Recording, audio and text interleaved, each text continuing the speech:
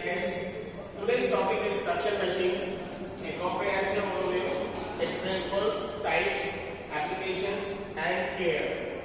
About suction machine. The presentation overview is its definition and introduction, components and parts, clinical applications, complications, types of suction machine, working principles, operating procedures, and maintenance aim. Now, what is suction machine? A mechanical device that creates negative pressure that causes vacuum to remove secretions, fluids, and foreign matters from airway or body cavities.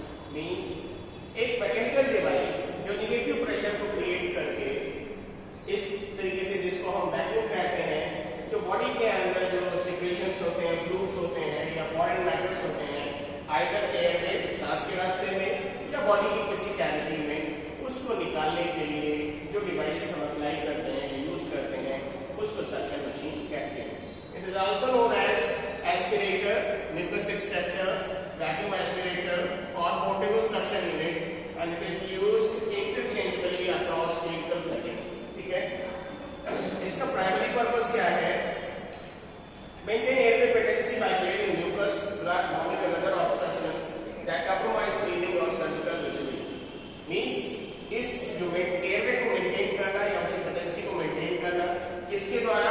Mucus को निकालना, blood को निकालना, या कोई उल्टी का पदार्थ अंदर है, वॉमिट है, या कोई रुकावट है जो ब्रीदिंग के पैटर्न को होल्ड करता है, ब्रीदिंग के पैटर्न को मुश्किल में डालता है, उस रास्ते को क्लियर करना और कोई इस तरीके से चीजें जो सर्जिकल विजिबल चीज है तो उसको रिमूव करना. इस तरीके से इन सारी चीजों को हटा करके एयरवे को मेंटेन करना या फिर जो कैविटीज है उनको क्लियर करना, यही इसका मेन पर्पस है. हिस्टोरिकल कॉन्टेक्स्ट में evolved from manual valves in the 1800s to the sophisticated electrical models. Modern units offer adjustable vacuum levels with precise and control. तो ये 1800 शताब्दी में ये डेवलप हुआ था. एक तरीके से ये मैनुअल valve सीरीज था जो sophisticated electrical models के फॉर्म में डेवलप हुआ था. अभी तो एडजस्टमेंट जो है वैक्यूम लेवल्स के हिसाब से है और प्रिसाइज एंड कंट्रोल, मतलब स्पेसिफिक पिन पॉइंट आप एक्शन इसमें कर सकते हैं, पा सकते हैं. Types of suction machine: fixed and wall mounted, portable electric, manual operated, hand operated, foot operated, battery operated and dental suction. इस तरीके से कई तरीके के टाइप्स होते हैं. इसका पावर सोर्स फिक्स्ड का पाइप सक्शन या इलेक्ट्रिक, पोर्टेबल इलेक्ट्रिक का एसी बैटरी, मैनुअल का ह्यूमन एफर्ट या हैंड पंप, फुट ऑपरेटेड में foot pedal pump, battery operated में rechargeable battery, and dental section में कंप्रेसर ऑब्लिक इलेक्ट्रिक होता है. फिक्स्ड का जो बेस्ट यूज है वो आईसीयू, ओटी और इमरजेंसी रूम्स में होता है. पोर्टेबल इलेक्ट्रिक का वार्ड राउंड्स या होम केयर में होता है. मैनुअल या हैंड ऑपरेटेड का इमरजेंसी और फील्ड सेटिंग्स में. फुट ऑपरेटेड को हम लोग नियोनेटल या रिसोर्स लिमिटेड में करते हैं. बैटरी ऑपरेटेड को ट्रांसपोर्ट एम्बुलेंस में, ये जितना भी ट्रांसपोर्ट से रिलेटेड है या एम्बुलेंस से रिलेटेड है उसमें बैटरी ऑपरेटेड होता है, क्योंकि चार्ज होता है. Next is dental suction. It is for oral procedures. जो फिक्स्ड या वॉल माउंटेड होता है वो नॉट पोर्टेबल, एक जगह से दूसरी जगह नहीं कर सकते उसको शिफ्ट. पोर्टेबल इलेक्ट्रिक जो होता है वो हाई पोर्टेबिलिटी होता है. Manual oblique hand operated very high portability. Foot operated moderate होता है. बैटरी ऑपरेटेड हाई होता है. डेंटल सक्शन मॉडरेट होता है. लेकिन ज्यादातर जो जैसे फिक्स्ड या वॉल माउंटेड है तो आईसीयू, ओटी और इमरजेंसी में फिक्स ही रहता है. बाकी जितना भी ट्रांसपोर्टेशन से रिलेटेड है तो पोर्टेबल इलेक्ट्रिक है या फिर बैटरी ऑपरेटेड ही ज्यादातर यूज होता है. की कंपोनेंट्स एंड पार्ट्स में इसमें क्या क्या पार्ट्स होते हैं? वैक्यूम पंप या मोटर, कलेक्शन कैनिस्टर या jar, suction catheter oblique tubing, pressure gauge and regulator, bacterial filters and overflow protection. क्या क्या रोल है इनका? तो वैक्यूम पंप जो होता है creates negative pressure, can be piston type, piston के टाइप का होता है और ये डायफ्राम और rotary when depending on machine class में होता है. नेक्स्ट कलेक्शन में इसका एक कलेक्शन का जार होता है मेड ऑफ ग्लास और polycarbonate and graduated for measurement, और इसका आप मेजरमेंट भी कर सकते हैं. सक्शन कैथेटर एक तरीके से स्टेराइल फ्लेक्सिबल ट्यूब होती है, insert such D secretions and multiple size. इसका जो जिसका जो सर्कमफरेंस होता है 6 से लेकर 18 नंबर तक होता है.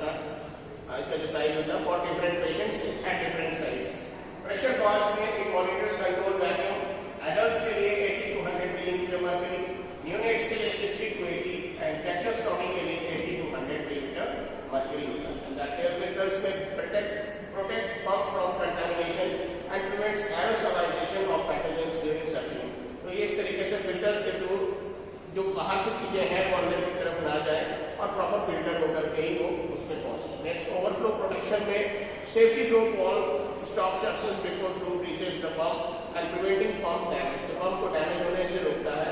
और जो सेफ्टी फ्लोट वॉल लगे होते हैं जिससे suction before fluid reaches the pump maintain किया जाता है। इट्स वर्किंग प्रिंसिपल कैसे काम करता है? पहले motor activation, number 2 negative pressure generation, third is atmospheric pressure differential, fourth is fluid collection, fifth is filter protection. पहले की बात करें तो मोटर एक्टिवेशन में electric motor oblique manual pump activated creates mechanical motion करता है।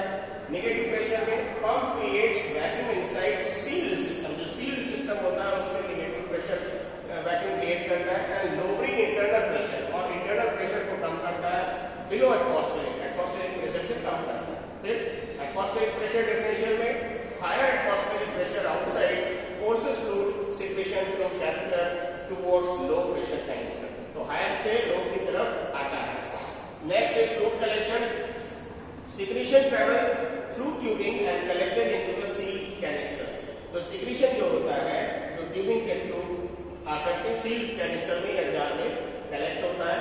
नेक्स्ट इज फिल्टर प्रोटेक्शन में bacteria filters prevent contamination from reaching the pump and environment, तो पंप तक पहुंचने में और एनवायरनमेंट में अगर है तो उससे कंटामिनेशन से बचाने के लिए फिल्टर का प्रोटेक्शन इसमें रहता है। तो इस तरीके से 5 स्टेप्स में ये प्रोसेस कंप्लीट होता है। नेक्स्ट इज क्लिनिकल एप्लीकेशंस में क्या है? एयरवे एंड रेस्पिरेटरी में oropharyngeal suctions, clearing mouth oblique throat of secretions and blood and vomit. Obviously जो ओरोफेरिंजियल रूट है उसका सक्शन करके हम माउथ को क्लियर करते हैं, थ्रोट को क्लियर करते हैं सिक्रीशन से, ब्लड से या कोई वॉमिट है उससे।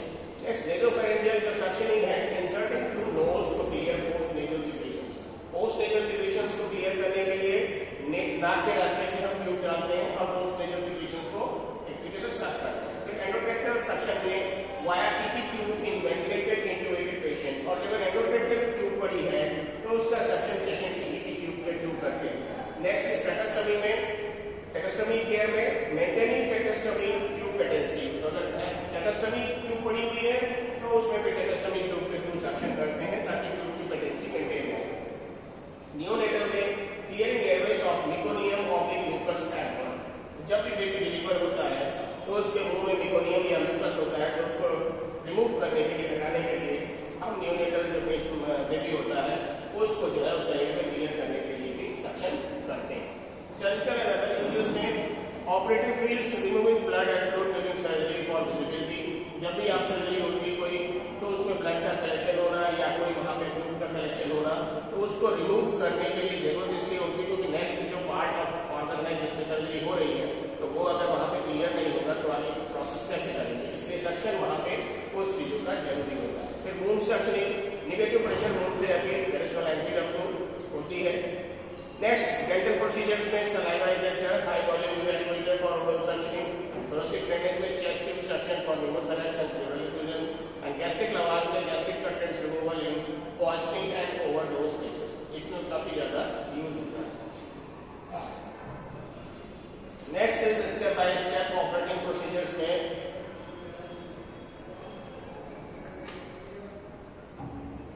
First of all prepare equipment, gather correct catheter size, sterile gloves, normal saline and protective equipment। तो पहली पॉइंट है कि ये सारी चीजें आप अवेलेबल करें, इक्विपमेंट्स को प्रिपेयर करें। Number 2 patient positioning, elevate head 35 to 45 degree, explain procedure and obtain consent from conscious patient. Generally patient का इस तरीके का सक्शन करने के लिए आपको 30 जो है वो से लेकर 45 डिग्री पेशेंट का हेड एलिवेट करना चाहिए और पेशेंट को प्रोसीजर जो है वो एक्सप्लेन करना चाहिए और साथ में उससे कंसेंट भी ले लेना चाहिए। Set pressure, set vacuum adult 80 to 120 millimetre mercury, in child is 60 to 100 and neonates में 60 to 80 millimetre mercury. Next is pre oxygenated, administer 100% oxygen for 30 seconds before suctioning to prevent hypoxaemia. जब कभी अगर tube से related कुछ हम कर रहे हैं तो उसमें इन चीजों की वाकई में बहुत जरूरत होती है और ये प्रोसेस करने से पहले पेशेंट को 100% अगर हम 30 सेकंड तक या 1 मिनट तक ऑक्सीजनेट कर दें तो हाइपोक्सीमिया की स्टेट जो है नहीं होगी। नेक्स्ट इंसर्ट कैथेटर में insert without applying suction advance entry to target depth, पहले ब्लैंक ऐसे ही डालें ताकि चेक कर लें कि डेप्थ कितनी है। फिर apply suction, apply intermittent suction while withdrawing in rotating motions. ऐसा नहीं है कि एक बार डाला और रखा रहना है, डालना बार बार उसको निकालना है और चेक करते रहना है कि सिग्नेचर्स आ रहे हैं कि नहीं आ रहे, और एयरवे को भी बीच बीच में पेटेंट होते रहने देना है। नहीं तो क्या होगा, जो पेशेंट का वेंटिलेशन है सेल्फ का हो या किसी भी तरीके से, तो उसमें मुश्किल हो सकती है, जिसकी वजह से उसका पेशेंट को हाइपोक्सिमिया हो सकता है। Next is reassessing document, assess SpO2, patient का SpO2 असेस करें, हार्ट रेट असेस करें, रेस्पिरेटरी स्टेटस को असेस करें, document volume, colour and consistency, इन सारी चीजों का असेसमेंट भी होना चाहिए। Next is complications and preventive measures में पोटेंशियल कॉम्प्लिकेशंस क्या क्या होते हैं जरूर जान लीजिए। पहला हाइपोक्सिमिया, इसमें क्या होता है, oxygen डीसैचुरेशन during prolong suction.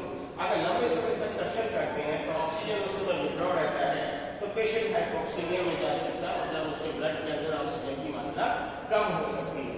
Next is mucosal trauma, tissue damage from incorrect catheter insertion. अगर कैथेटर जो है सक्शन कैथेटर, अगर हम सही नंबर का यूज नहीं करते हैं उसकी प्रॉपर ओरिफिस के अकॉर्डिंग, तो फिर क्या होता है कि उससे डैमेज होने का म्यूकोसा में चांस हो सकता है। इसलिए ये असेस कर लें कि किस साइज का कैथेटर उसमें रिक्वायर्ड होगा और बहुत ही सॉफ्ट कैथेटर यूज करना चाहिए।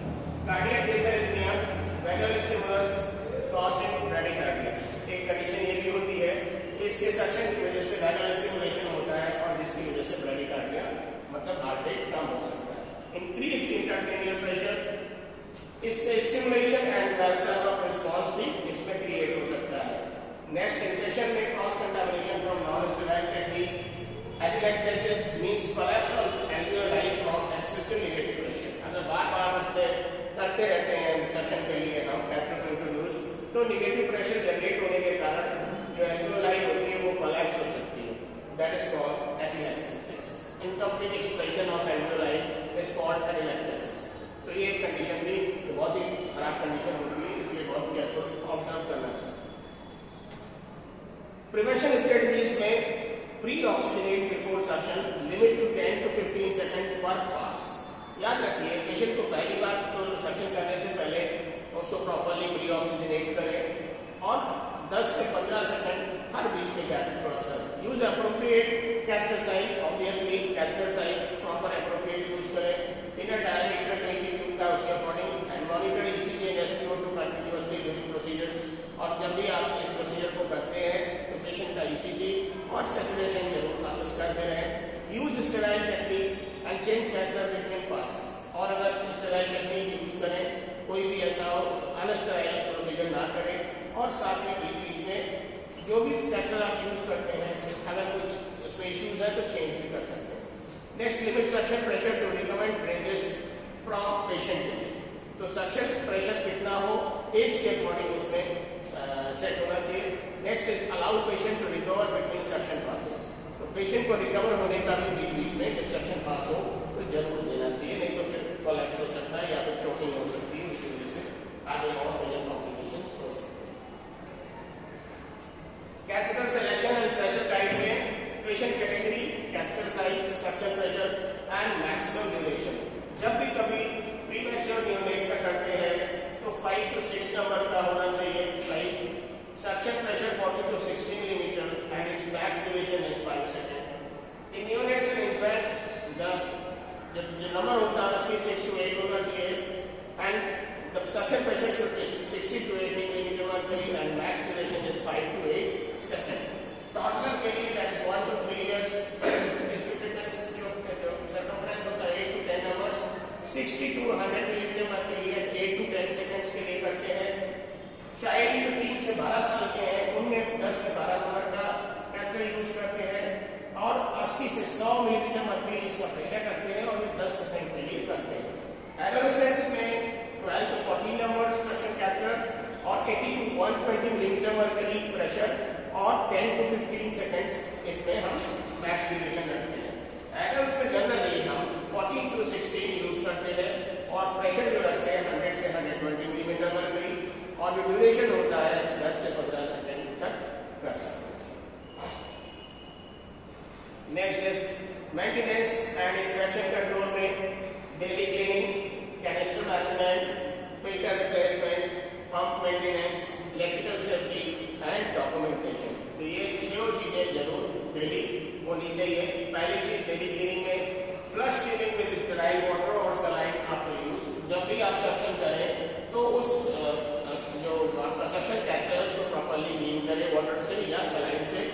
उसको बार बार सेट करें ताकि जो उसमें पैसेज में जो ब्लॉकेज है, गंदगी है या डिस्ट्रीब्यूशन है वो क्लियर हो जाए, ट्यूब क्लियर हो जाए। Wipe external surfaces with hospital grade disinfectant pipes, और जो बाहर की पाइप्स हैं उनको भी डिसइंफेक्टेंट्स के थ्रू क्लीन करना चाहिए। Next is canister management. Empty collection canister में 3/4 फुल, 3/4 अगर फुल हो जाए तो उसको कलेक्शन को खाली करना चाहिए। डिस्पोजल कैनिस्टर्स आर प्रेफर्ड, और डिस्पोजल जो कैनिस्टर्स होते हैं वो प्रेफर करने चाहिए। Reusable ones require autoclave sterilisation, आप रीयूजेबल तब यूज करें जब ऑटोक्लेव स्टरलाइजेशन भी आपके पास अवेलेबल हो। फिल्टर रिप्लेसमेंट में inspect bacterial and hydrophobic filters regularly, इसमें जो बैक्टीरियल या हाइड्रोफोबिक जो फिल्टर्स है वो यूज होने चाहिए। And replace as per manufacturer schedule और व्हेन विजिबली कंटामिनेटेड, और जो मैन्युफैक्चरर शेड्यूल है उसके हिसाब से उसको या तो रिप्लेस करें या फिर ये लगे कि अब ये इसकी कंडीशन ठीक नहीं है और ये चेंज होना चाहिए तो उसको भी आप असेस करके चेंज कर सकते हैं। पंप का मेंटेनेंस कैसे करेंगे? सर्विस पंप एनुअली जो भी पंप है उसको हर साल एक बार जरूर प्रॉपर सर्विस करा के रीचेक करें। Check for the decrease suction pressure को चेक करें। अनयूजुअल नॉइज को इसमें अलग से साउंड हो रही है या खराब से साउंड हो रही है। फिर उसके साथ मोटर हीटिंग, जो उसकी मोटर में मोटर हीट नहीं कर रही है। साइंस ऑफ मैकेनिकल फेलियर, और कोई अगर मैकेनिकल फेलियर हो रहा है उसको भी असेस करें। नेक्स्ट इलेक्ट्रिकल सेफ्टी में inspect power cords and connections regularly, power cords को प्रॉपर्ली चेक करें। ग्राउंड ऑल इलेक्ट्रिक यूनिट्स, सारी यूनिट्स को एक साथ रखकर चेक करें। Never use near flammable anaesthetic agents, और कोई भी ऐसा एनेस्थेटिक एजेंट जो ज्वलनशील है उसके पास इसको ना रखें। डॉक्यूमेंटेशन में all maintenance services rates and incidents in the equipment record, जितना भी डेट वाइज डेटा है उसको मेंटेन करें। सर्विसिंग का डेट मेंटेन करें, जो भी उसमें इंसिडेंट हुए उनको मेंटेन करें, वो सारा एक रिकॉर्ड मेंटेनेंस होना चाहिए। एंड इंश्योर ट्रेसेबिलिटी, और ये चेक करें कि जब जरूरत हो तो उन चीजों को ट्रेस कर सकें। एंड रेगुलेटरी कंप्लायंस, और जो रेगुलेटरी कंप्लायंस है उनको प्रॉपर्ली फॉलो किया जाए। Next is common problems and trouble shooting.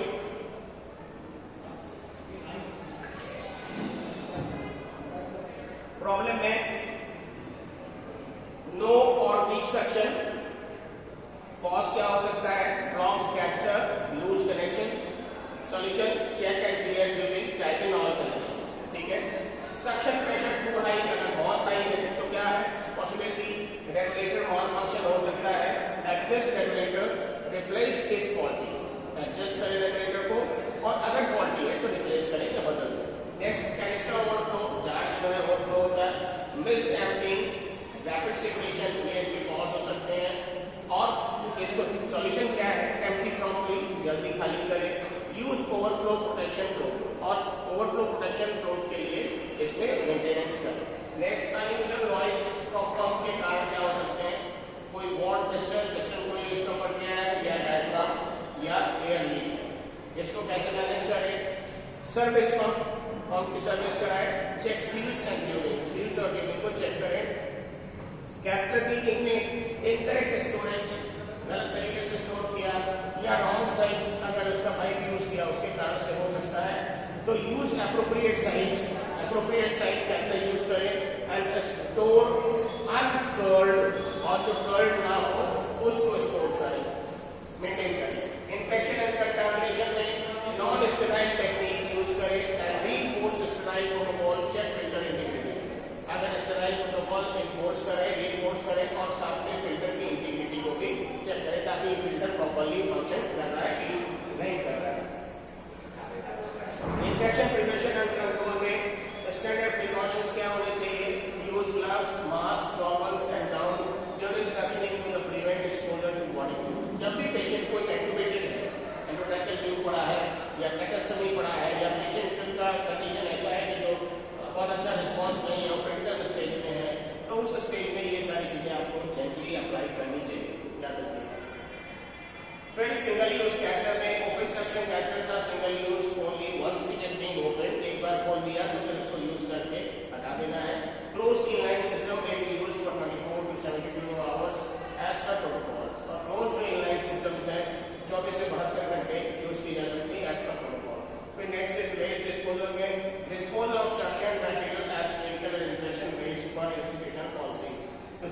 Professional material है या उसको हटा देना चाहिए, क्योंकि क्लिनिकल और इन्फेक्शियस वेस्ट को इंस्टीट्यूशनल जो गाइडलाइंस है, पॉलिसी है, उसके अकॉर्डिंग वेस्ट मैनेजमेंट में एक तरीके से डिस्कार्ड करना चाहिए। फिर स्टेराइल वर्सेस क्लीन टेक्निक में, sterile technique for endotracheal oblique tracheostomy section, जब भी आप एंडोट्रैकियल ट्यूब का सेक्शन करते हैं या टेक्टोस्टोमी ट्यूब का सेक्शन करते हैं, तो जो क्लीन टेक्निक है ओरल और नेजल सेक्शन के लिए वो ही आप अडॉप्ट करेंगे।